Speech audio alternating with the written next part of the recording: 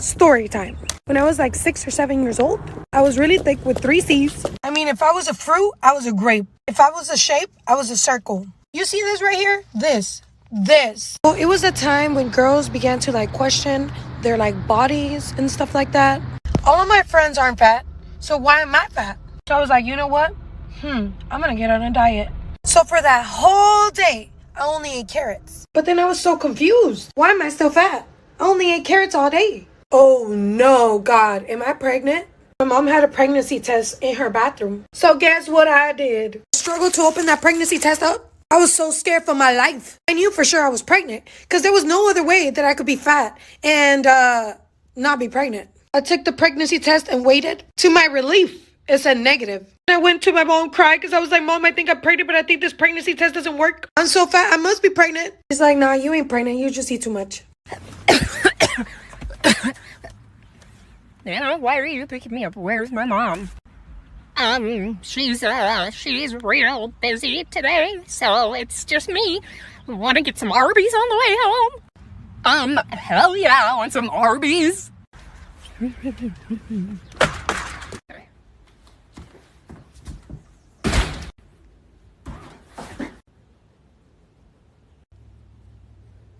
Mom, what are you doing? Hurry up and go, cat. I'm leaving your dad. What do you mean?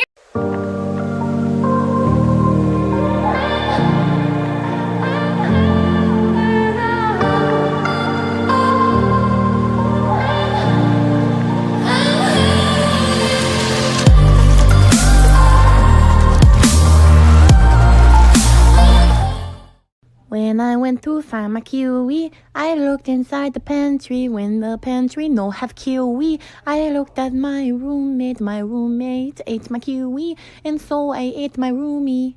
So this guy's been in prison for 15 years when he finally escapes. He breaks into the closest house searching for money and guns. In the bed he finds a young couple. He takes the man, ties him to a chair, then gets on top of the wife and kisses her neck, all while tying her, and runs into the bathroom. The husband looks at his wife and goes, honey, he's an escaped convict. Look at his clothes. He probably spent a lot of time in prison and hasn't seen a woman in years. I saw how he kissed your neck. If you want sex, don't complain, don't resist. Just do what he says. He could be dangerous. And I'm sure the thought of it makes you as sick as it does me, but honey, I don't want to die. So please, just be strong. I love you. The wife replies, honey, he wasn't kissing my neck. He was whispering to me. Yeah, he told me he was gay, thought you're cute, and asked if we had Vaseline, so I told him it was in the bathroom. Be strong, honey, I love you. This prosthetic has got me into some awkward situations. How this works is there's a little metal ring right here, and if I twist it all the way to the right, it allows me to swivel my hand around. If it's in the middle, then it's locked. But if it's all the way to the left, then I can pull this hand out. So I go shopping, and I'm wearing a long sleeve shirt like this, so it covers up my prosthetic, and this looks kind of real. Well, it did until my dog got a hold of it and chewed the fingertips off. Talk about biting the hand that feeds you. Am I right? So I go through the checkout, put the bag in my prosthetic, and I bring my hand down. And I didn't realize that my wrist socket was turned all the way to the left. And the weight of the groceries popped my hand out of its socket, and it was just dangling there. Now, I would have thought nothing of it, except I hear this scream. So I turn around, and I see this poor little girl hugging her mom, and she says, Mom, his hand fell off! So I'm over here just trying to shove my hand back in as fast as I can, and I'm like, I'm so sorry. I just wanted to get some groceries, not send a little girl to counseling. So if you're watching this and you are the mother of the daughter that I unintentionally scarred for life, once again, I am so sorry. I was 11 years old when my mom kicked me out of the house for the first time. It was a school day! The sun wasn't even out! So you know what I did? I took a shit in the front yard. And I smeared it on her house with a leaf. Fuck! And then I took my happy ass on a school bus with a fucking trash bag of my belongings and went to school. And I told all of my friends, naturally. I thought this was the best revenge. I thought this was a normal thing that happened between daughters and mothers. I got sent to the guidance counselor. And then a few years later, I found out that my stepdad had to power wash my feces off of their house. So when I was little, my mom took me and my brother to the local pool. I was 12, he was 4. So while my mom and I sunbathed, he played in the kiddie pool. when all of a sudden he comes up to us and says, "Mommy, I gotta go pee-pee." And instead of taking him to the bathroom, my mom said, "Go pee-pee in the pool." Shame on you, Carolyn. We continued to lay out in the sun until all of a sudden we hear everyone scream, "Oh my God, some kid's peeing in the kiddie pool." Torian didn't understand, and he went over to the kiddie pool, pulled down his pants, and pee-peed like he was peeing in the toilet. But my mom is clever, and she pretended like she didn't know whose kid it was, and we never went back to that pool again. So, everybody's seen these trees before, right? They're called Italian cypresses, aka rich trees, because only rich people would buy trees with no leaves. And you know you're in a nice neighborhood when you start seeing these bad boys popping up everywhere. So I decided I was gonna flex on my neighbors and plant one of these rich trees in my yard, you know, to let them know that we rich over here. I cannot even begin to describe to you how annoyed my husband was when he came home from work and saw that I had planted this in the middle of our yard.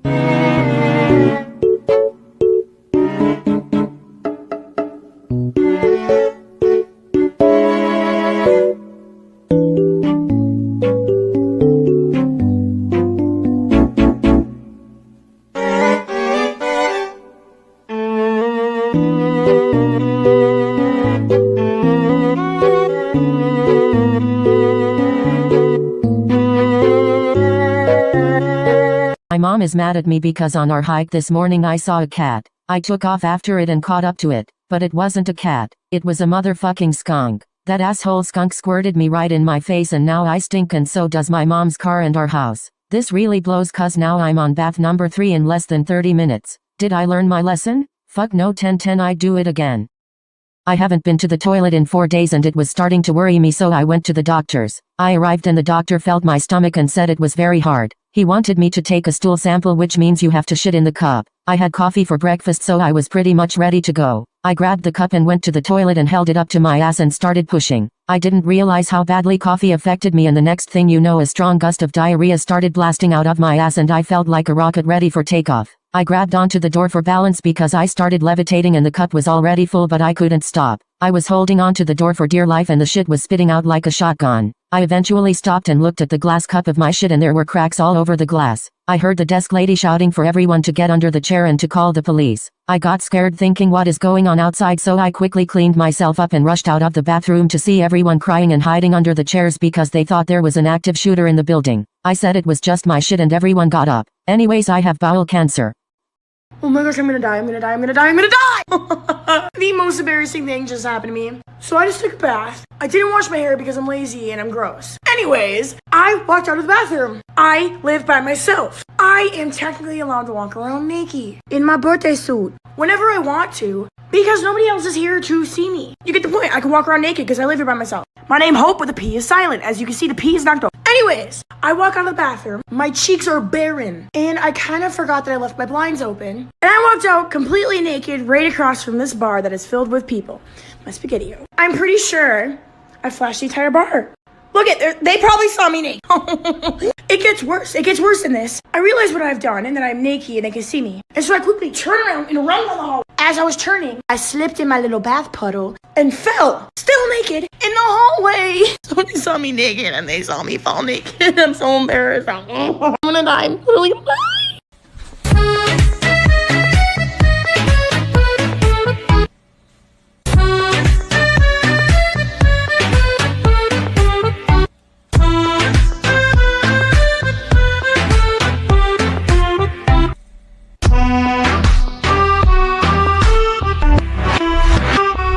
So when I was 16, I used to work in a grocery store, and we had one customer that always came in who was very obviously mentally ill. And one day I was bagging her groceries, and she said to me, "Don't you wish it was back to the cotton picking days?" And I was like, And she was like, "Don't you wish it was back to the cotton picking days?" And I was like, "As in slavery?" And she was like, "Yes." And I was like, "Why the fuck would you ask me that?" And my manager was like, "What's going on?" And I was like, "I'm gonna have to step away before I throw punch an elderly woman." And she was like, "Okay, go in the break room." A week later, we found out that woman had a heart attack and died. And I'm not saying she deserved it, but I'm saying God's timing is always right. Okay, story time.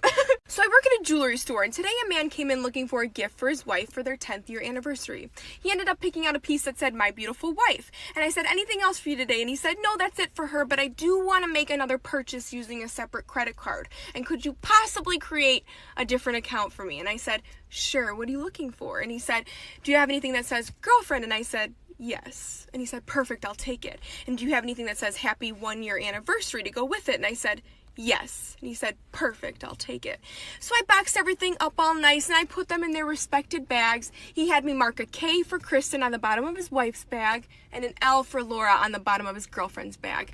I put pretty bows on them. I handed it to him. I said, "They're gonna love it. Have a nice day." And he said, "Thank you." And shit, I just remembered that his wife's name is Laura and his girlfriend's name is Kristen. I must have mixed up the bags. Oops. Shocking true story about a man that wrestled a shark to retrieve his nephew's arm. In 2001, an 8-year-old boy named Jesse had his arm bitten off by a shark. His uncle carried him out of the water and gave him heart massages until paramedics showed up. His uncle then jumped back into the water and wrestled the shark until he got him on land. He pried the shark's mouth open and got his nephew's arm out. They put the arm on ice and took it to the hospital. Luckily, they got it there in time and they were able to reattach his arm. This boy lied about his age just to date me. Story time. So back when my cute self was a senior in high school, there was this new girl that came to our school. Long story short, me and her ended up becoming super close. I went to her house, spent the night. Her family loved me. I mean, why wouldn't they? Anyways, she had a brother. We're gonna call him Binky. Me and Binky got pretty close. Now I want you guys to keep in mind, Binky didn't go to my school because their parents were divorced. So the sister who I was friends with lived with her mom, and Binky lived with his dad who lived in another city. But sometimes Binky would go to his mom's house, which is how I met him. Now that we got that out of the way, as me and Binky were getting closer, one day he asked me, "Hey, how old are you?" And I was like, "Oh, I just turned 17. How about you?" He told me, "Oh, I'm 17 too, but my 18th birthday is coming up." After a while, me and him eventually started dating. Then one day, I ran into his cousin who happened to go to my school. The rest of this story is crazy.